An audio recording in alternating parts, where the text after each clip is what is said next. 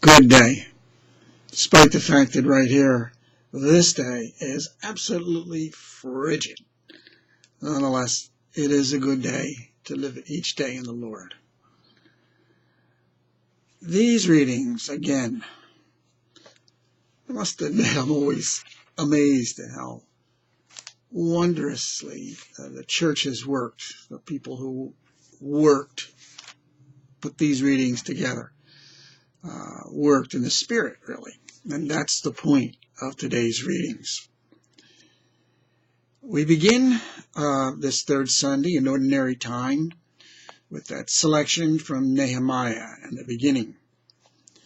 The line that sticks out in my mind are the words, "Today is holy in the Lord."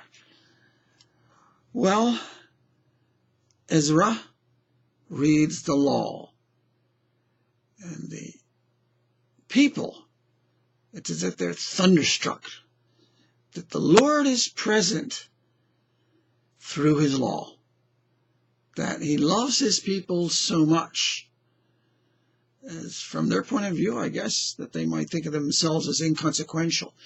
But nevertheless, the Lord reaches down to them and gives them the law, which is the way the Lord spoke to them at those times. It was his way of directing them and his way of embracing them and showing his love for them, because he was like a shepherd leading his sheep.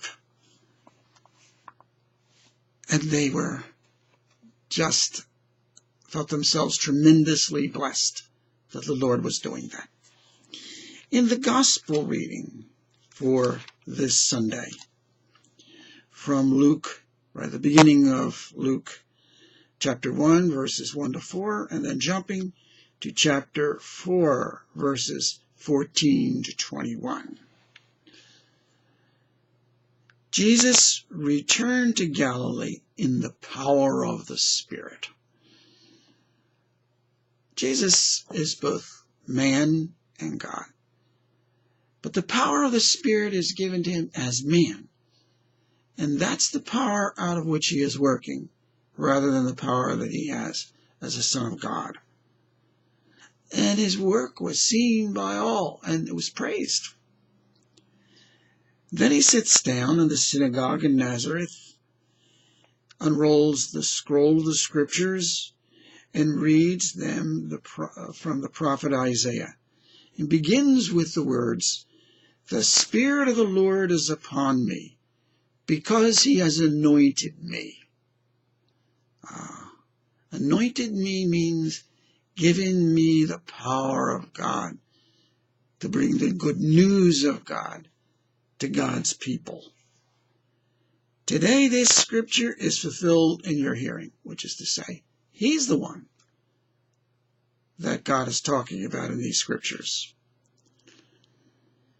In the Old Testament, God was present to his people through the law.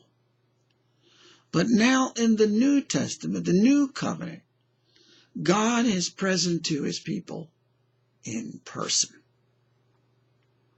In the person of Jesus, as the Spirit works through Jesus to save the world, to bring the world to salvation. Then going over to the second reading, first letter of St. Paul to the Corinthians. Going through that, looking at overall that whole section, but not in particular, any particular, that center section so much. But chapter 12, verses 12 to 30. The words that stick out here, once again.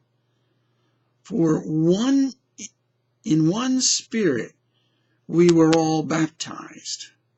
We were all given to drink of one Spirit."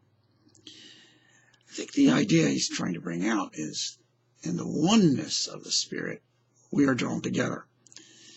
But the idea, I think, in this particular context of all the readings, is that it's the Spirit who's there working. It's the Spirit who has come down into God's people, so that and that verse in that toward the end of this section. Now you are Christ's body, which is to say, with him as our head in this world, we do God's work. We're Christ's body. As Jesus was given the Spirit to work, now we are given the Spirit to work. Christ is a part of us, we are a part of Christ. Christ is the head, we are the body, or we are his body. We have been given the gifts to do God's work and to make him visible and active and productive. God joins us to himself in his work of leading the world to heaven. Jesus ascended into heaven, no longer visible. But he is visible. He's visible in his church. We are his church. We are his body, working visibly in this world. But it's really the Spirit working in us, using us as his instrument. Repeating, which is really the same idea of last week, saying it over again. The Spirit of the Lord is upon us to do God's work in this world. May the Lord bless us. May the Lord keep us united to him. May the Lord make us a people who are his hands. As he is our mind, he is our soul. He is our life. God bless you all.